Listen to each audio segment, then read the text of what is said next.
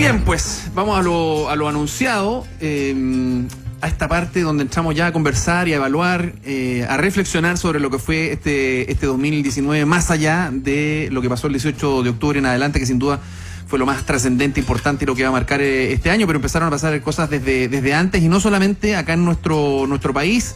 Ya vamos a entrar en algunas cosas que parecieran anécdotas, pero no lo son tanto, pero Cristóbal antes del programa nos estaba comentando de que tiene una visión un poco más amplia, global, de que lo que pasó en Chile evidentemente no es lo único, claro, y podemos empezar a sumar, pues, Hong Kong y otras, Ecuador, Colombia. Este año un artículo que estaba revisando el New Yorker que salió ayer, dice que el año 2019 es el año 2019, perdón, el año que marcó al mundo justamente por la cantidad de protestas y de movimientos sociales que desafiaron tanto a democracias liberales, a gobernantes elegidos democráticamente, como a regímenes autoritarios. Entonces es bien interesante ver cómo nosotros tendemos a pensar que Chile es una singularidad, pero en el fondo lo que estaba pasando acá, por lo menos desde octubre hasta la fecha, sencillamente nos pone en un patrón común con lo que pasa en La Paz, en Praga,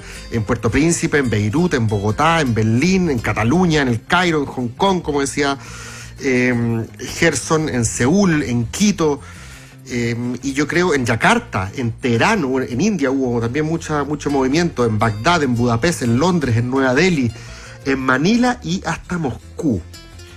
Ahora, algunos dicen este movimiento 2019 de protestas, que en muchos casos tiene que ver con, como digo, ya sean contra democracias liberales o contra regímenes autoritarios, lo que tienen en común es la percepción de que hay un establishment que tiene demasiado poder político, es decir, contra la élite política. Y en ese sentido es un clamor. No voy a ponerme ahora a decir cuál es la causa del movimiento social en Chile, porque ya hemos discutido que hay varias hipótesis en competencia, pero lo que tienen en común el caso chileno con estos otros es que apelan a una redistribución radical del poder. De que no solamente el chancho está mal pelado en términos económicos, sino que en términos de poder político. Y en ese sentido yo siento que es como una continuación de lo que ya habían dicho muchos que era el verdadero comienzo del siglo, pues el 2016. Con el Brexit y Trump, que muchos dijeron que era el año populista. En Italia llegaron movimientos populistas de izquierda y de derecha, pero lo que tenían en común era que en ambos casos también había una denuncia a la casta política, a la élite política. Este año toma una forma distinta, toma una forma de protesta, en la mayoría de los casos, fíjate que no violenta, por lo menos no violenta en el sentido tradicional. Mucha desobediencia civil, muchas protestas que terminan en forma violenta, pero no es población paramilitar armada. Son movimientos sociales en la calle, básicamente. Y fíjate, Gerson y Carla, que muchas empezaron por algo muy parecido en Chile. En Sudán, por ejemplo, comenzaron por el aumento del precio del pan. En la India, por el precio de las cebollas. En Brasil, un corte en los fondos para los textos escolares. En el Líbano fue un impuesto al uso de WhatsApp.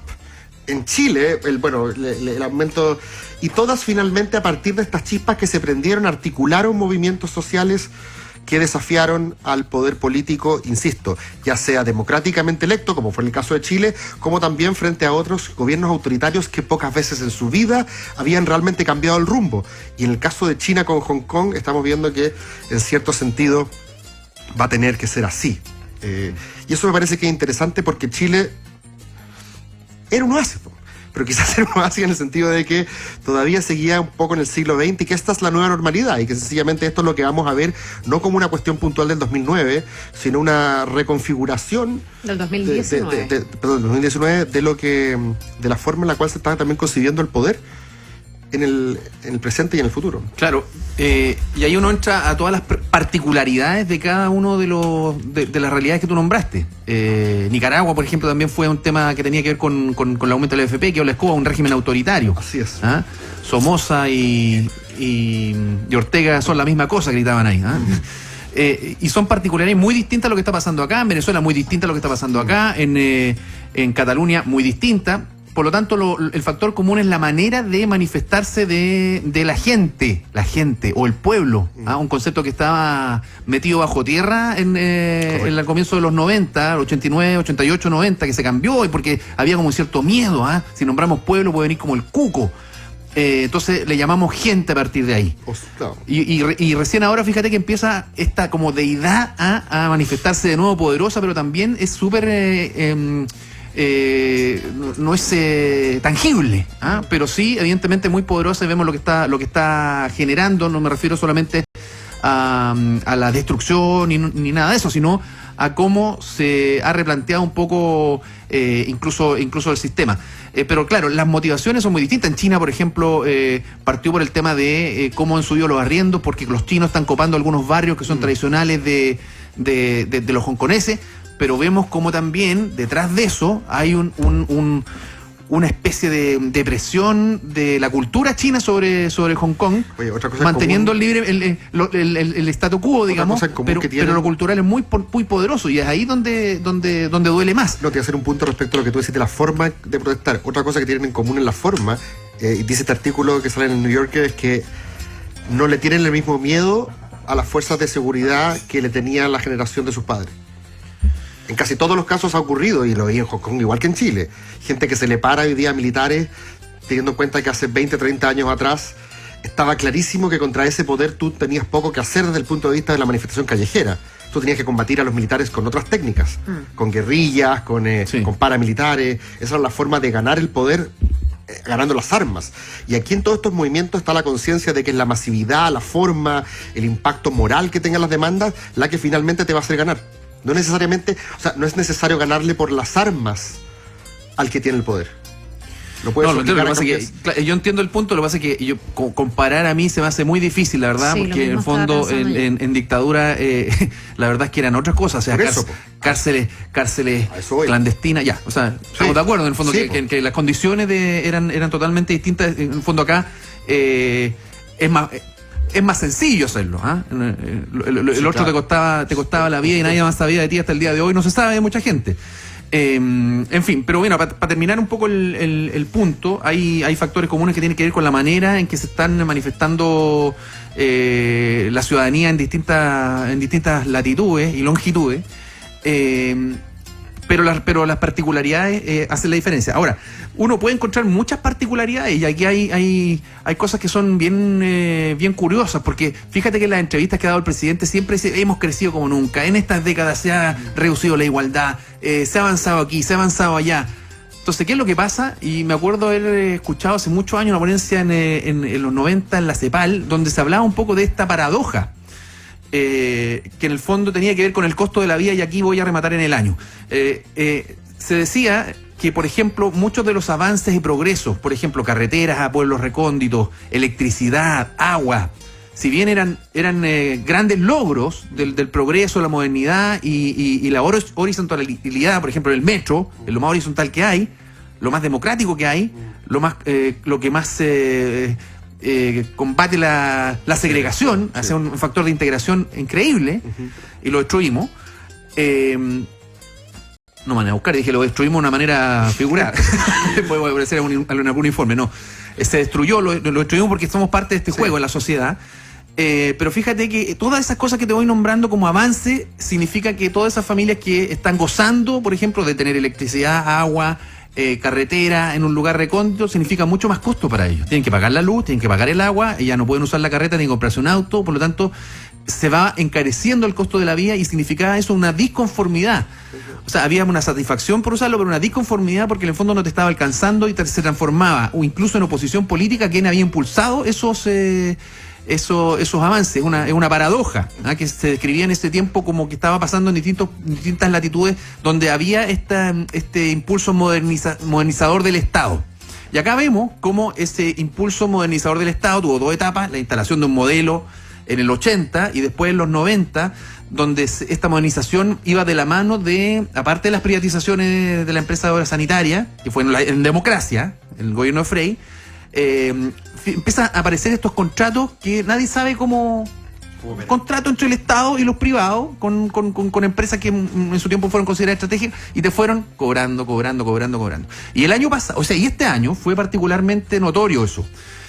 Porque acuérdate que empezamos hablando del año con que se subieron los peajes, que subieron el TAC, que venían los medidores inteligentes, que aparte de los medidores inteligentes venían las alzas de la electricidad, el costo del Transantiago y en el transporte público subió 2 veces, y subió 2 veces de una manera considerable en el año, iban subiendo las bencinas por factor externo, el tema de las ISAPRE, los planes, y se fueron acumulando una serie de elementos, y nosotros lo dijimos acá, hablamos en varias oportunidades de que estamos pasando por una ola alcista, lo dijimos, que en el fondo esto afectaba por gota al bolsillo de la gente que no podía llegar a fin de mes. Y bueno, derivó evidentemente en lo que todos conocemos. Pero aparte de eso, y aquí es donde voy, está el tema de algo que puede parecer anecdótico, porque partimos el año hablando de la anécdota del señor Gasco en el lago Ranco, ¿se acuerdan? Sí. Con ese trato despótico, autoritario, más encima no estaba en lo correcto, abusivo, con Cemeban. Sí. Se me van de mi propiedad, que no era propiedad, digamos, era propiedad de todos los chilenos. Sí. Entonces, partimos con eso, después derivamos en otros temas de trato, el tema de los patipelados, por ejemplo, que son mucha indignación. Entonces había un tema de dignidad que no tenía que ver con... Los medidores fue este año también. Los medidores fue este año, que fue aparte del alza... Que también se encabronó a mucha gente por la percepción de que a alguien le habían asegurado un negocio y cada uno tenía que pagar. Bueno, así lo dijo el exministro de Energía Pacheco, Máximo Pacheco, respecto a esos contratos. Dijo que le pasaron un golazo al Estado. En fin, pero te das cuenta, o sea, que no solamente tiene que ver, y así lo han dicho todos, tiene que ver con que Chile tenía un modelo, el modelo de la chilena, que está en tela de juicio hoy día, sino que además es algo que es parte de la cultura de Chile, que tiene que ver con la segregación, con el maltrato, con el trato despótico, el abuso autorial, no solamente la autoridad, estoy hablando de jerarquías. Entonces es un terreno mucho más, un cuadro mucho más complejo, que hoy día también está en revisión. Ellos sí lo han recogido, por ejemplo, creo que Sebastián Edwards, ¿se acuerda que lo dijo en un foro? Dijo, sí, esto para mí es una crisis de trato. Pues lo que están en crisis son las élites. Es muchísimo más complejo. O sea, un cuadro completo que tenemos que atender con urgencia. Sí, bueno, a mí me cuesta calibrar cuando uno está tan encima. Yo creo que estamos en el marco de una transición hacia algo que no sabemos exactamente qué es ni cómo va a terminar. Entonces, evidentemente, y no sé, en este análisis que hace esta columna que nos muestra Cristóbal, cuál es el grado de profundidad que han tenido las manifestaciones en distintos lugares del mundo, porque yo creo que las manifestaciones vienen siendo protagonistas en distintas sociedades durante los últimos años, sobre todo desde que las redes sociales existen, donde hay un nivel de organización desde la primavera árabe. O sea, de ahí en adelante tú ves que hay un grado de organización y una forma mucho más fácil de canalizar convocatorias, de hacer como estas concentraciones o protestas que no tienen necesariamente un interlocutor. Yo creo que cambió la forma de comunicarse, cambió la forma de hacer ciudadanía.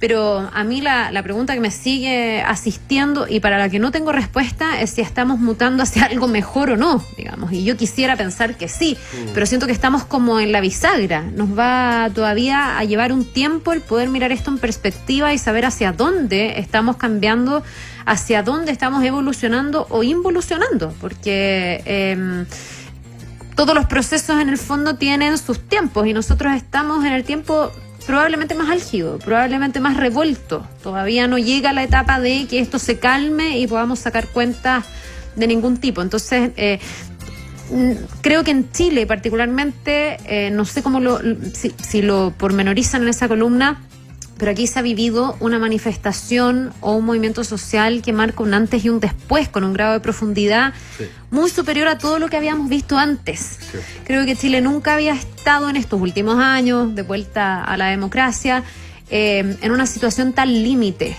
con un gobierno tan complicado, con una ruptura tan importante entre las personas, pueblo, gente, como usted le quiera llamar, ciudadano, y su clase dirigente y sus instituciones. Y esto trae una serie de subprocesos que yo siento están en desarrollo todavía y cuesta mucho tener una perspectiva amplia de lo que está ocurriendo.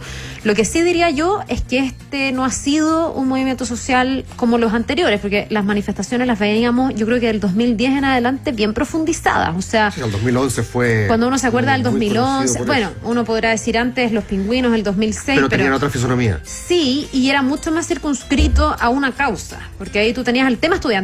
Ya, entonces uno entendía bastante bien cuáles eran las demandas, hablábamos de la LOCE. Y los interlocutores también.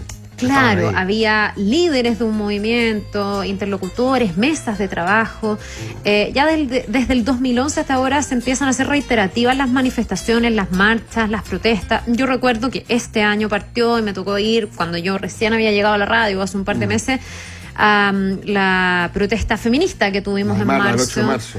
La del 8 de marzo, que fue súper multitudinaria, pero que también tenía como una causa o algo como un petitorio que era bastante amplio. Yo creo que muchos no lo conocían en detalle, pero la idea general estaba bastante clara. Lo distinto, creo yo, de este octubre y hasta ahora es que esto ha hecho converger una cantidad de demandas, una cantidad de personas, una cantidad de conflictos que todavía no logramos procesar.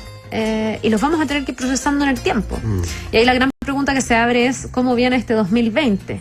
Si vamos a ser capaces como país de encontrar las respuestas a estos procesos complejos, difíciles, todavía en desarrollo, y si vamos a tener la suficiente altura de mira para canalizar todo eso que está ahí. Porque que hay una pulsión, que hay una fuerza, que hay una demanda o muchas demandas, que hay ganas de transformación, yo creo que es evidente.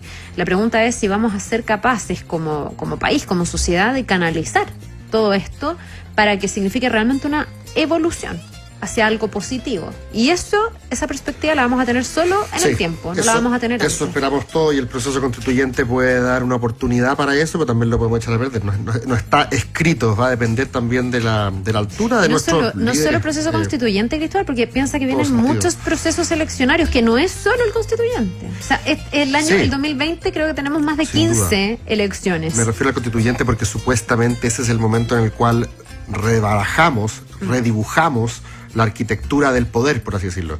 Entonces, si ese producto logra la adhesión de los distintos sectores, los más que sean, de considerar de que ahí están las cosas básicas mínimas y se comparten, que no es que el otro me impuso una derrota humillante, si todos salimos más o menos creyendo que lo que sale de ahí es legítimo, yo creo que el resultado es bueno.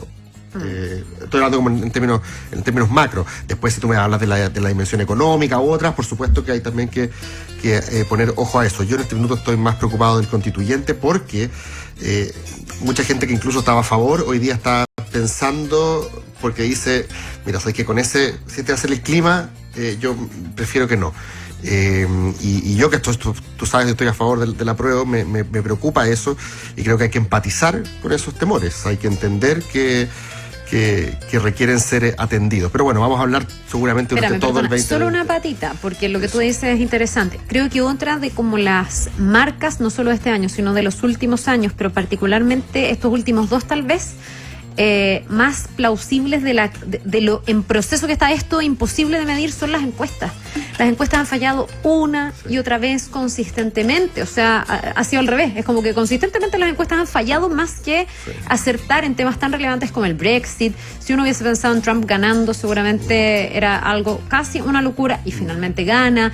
Cuando uno ve la asunción de Bolsonaro en Brasil, también uno dice, pero ¿cómo? Bueno, todas esas cosas fueron pasando y nadie finalmente las pudo como dimensionar de antemano. Las encuestas han fracasado, entonces también todo lo que creemos saber no lo sabemos. Estamos en una transformación profunda, permanente, y yo creo que solo en los actos vamos a encontrar las respuestas. Todo lo que podamos anticipar podría estar errado, y así ha sido en el último tiempo.